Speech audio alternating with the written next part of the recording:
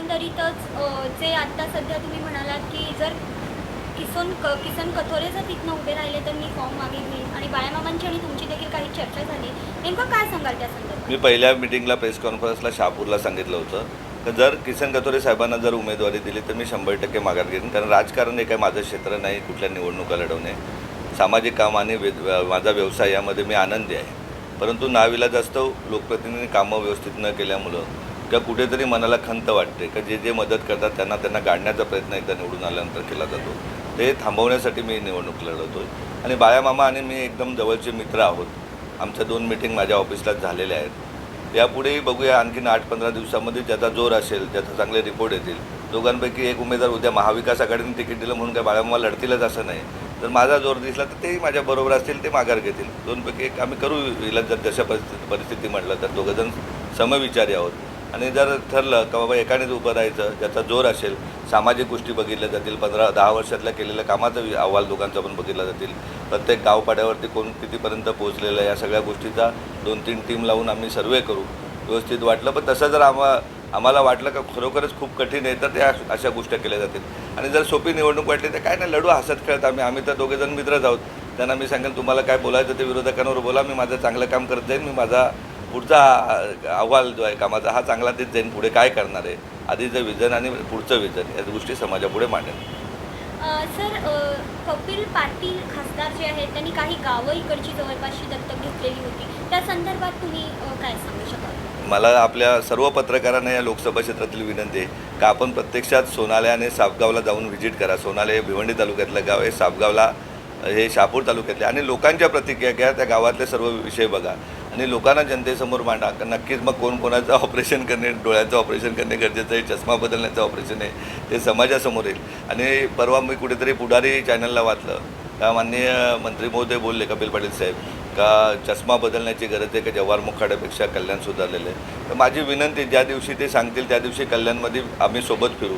कुठल्या गावपाड्यावर मोहने परिसरात मी फिरलो का अगदी रस्ते नाहीत या स्मार्ट सिटीमध्ये, पिण्याच्या पाण्याची किती दुर्दम्य परिस्थिती आहे टिटवाळ्याच्या काही भागामध्ये, ते नेऊन दाखवू. बदलापूरमध्ये पाणी टंचाई किती भयानक आहे ती दाखवू.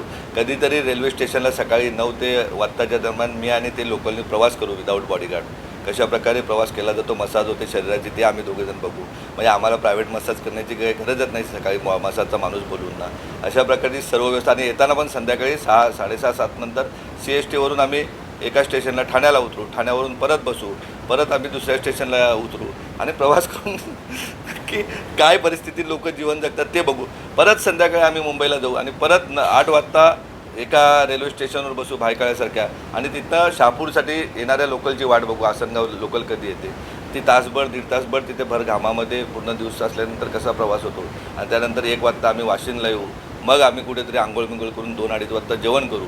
अशा प्रकारचा प्रवास करू आम्ही. 1 दिवस पूर्ण त्यांनी मला साहेबांनी द्यावा ही माझी नक्की विनंती आहे. डोळ्याच्या शस्त्रक्रिया का चष्मे आपल्याकडे शासनाकडून नसले झाले भिवंडी लोकसभा क्षेत्रात, तरी आपलं झडपोलीचं रुग्णालय आहे, त्यामध्ये नक्कीच ज्याचा चष्मा खराब आहे तो चष्मा आपण बदलून घेऊ. एवढी मी विनंती साहेबांना करतो आहे. साहेबांनी लवकरात लवकर वेळ द्यावा ही विनंती करतो. कारण नंतर सुट्ट्या लागल्यानंतर कदाचित रेल्वे रिकाम्या राहतील. आताच लोक या उन्हामध्ये कशाप्रकारे मायमौल्या प्रवास करतात, कसे आमचे बांधव प्रवास करतात, कशा पिण्याच्या पाण्याचं दुर्दम्य पूर्ण शहापूर म्हणा, मुरबाड म्हणा, बदलापूर म्हणा कसं आहे, कशाप्रकारे शेतकरी जगतो, कशाप्रकारे शेतमजूर जगतो. मोहण्याच्या त्या झोपडपट्टीत आम्ही जाऊ मस्तपैकी बाईकवर बसून, पिक्चरसारखी शूटिंग होईल एकदम. कशाप्रकारे तिथल्या आमच्या मायमौल्या पापड लाटून करतात, तिथे पण 1 तासभर आम्ही त्यांच्याशी गप्पा करू. पापड कसे लाटतात आम्ही विकत घेऊ बरोबर. म्हणजे आम्ही काय केलं आहे नक्की स्वातंत्र्यानंतर 76 वर्षामध्ये या सगळ्या गोष्टीचा आलेख सोबत बघू. आणि तुमच्यासारखे पत्रकारही घेऊन जाऊ. जो एक पिक्चर होता बघा 1 दिवसाचा मुख्यमंत्री, तशा प्रकारचा 1 दिवसाचा वेळ मला द्यावा एवढी विनंती करतो. बाळामामाला पण सोबत घेऊ. नक्की काय चाललं आहे मतदारसंघामध्ये, बाजूला खारबाव भागात जाऊ, कोणावर कोठ्या केसेस कशा झाल्या त्या लोकांचं वक्तव्य घेऊ. अगदी प्रत्येक ग्रामपंचायतमध्ये एका दिवसाचा कार्यक्रम 24 तासाचा व्यवस्थित आम्ही करू. आणि त्यानंतर ठरवूया कोणाच्या डोळ्याच्या शस्त्रक्रिया करणे गरजेचं आहे, चष्मा बदलण्याचं गरजेचं आहे. साहेब सांगतील ते आम्हाला मान्य, खासदार साहेब सांगतील ते आम्हाला मान्य. मी यांना बाळामामाला दोघांच्या पण सांगितलं तरी आम्ही शस्त्रक्रिया करू. परंतु साहेबांनी आमच्याबरोबर फिरून प्रत्यक्षात काय मतदारसंघ आहे, कशाप्रकारे मायमौल्या जीवन जगतात, कशाप्रकारे विद्यार्थी शिक्षण घेतात, कशाप्रकारे कल्याणसारख्या शहरामध्ये 19 मीटिंग घेऊन IIT काय माहिती नाही लोकांना, नागरिकांना, विद्यार्थ्यांना, ते आपण प्रत्यक्षात बघून घेऊ एवढी मी विनंती करतो. आणि स्मार्ट सिटीबाबत किंवा लोकलबाबत किंवा या सापगाव आणि सोनाळ्याबाबत आपण प्रत्यक्षात पाहणी करावी आणि जनतेसमोर आपण आणावं लोकांपर्यंत अशी आपल्याला विनंती करतो. थांबतो. जय जय महाराष्ट्र.